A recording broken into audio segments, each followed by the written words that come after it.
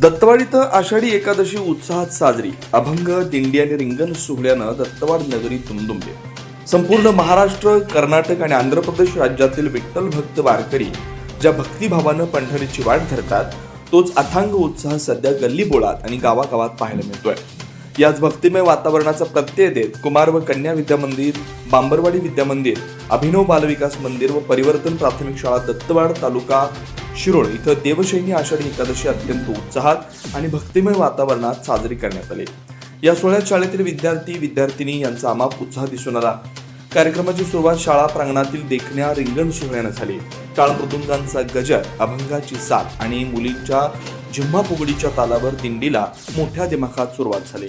सुंदर सजवलेल्या पालखीमध्ये श्री विठ्ठलाची मूर्ती विराजमान करण्यात आली होती.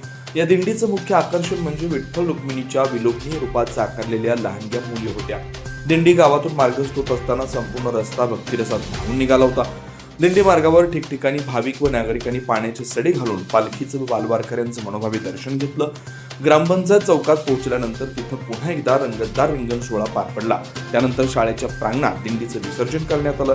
हा आषाढी एकादशीचा दिंडी सोहळा यशस्वी करण्यासाठी तिन्ही शाळेचे मुख्याध्यापक, शिक्षक, शिक्षिका यांनी विशेष परिश्रम घेतला. परिसरातील पालकांनी व नागरिकांनी या बालवारकऱ्यांच्या उपक्रमाचे कौतुक केलं.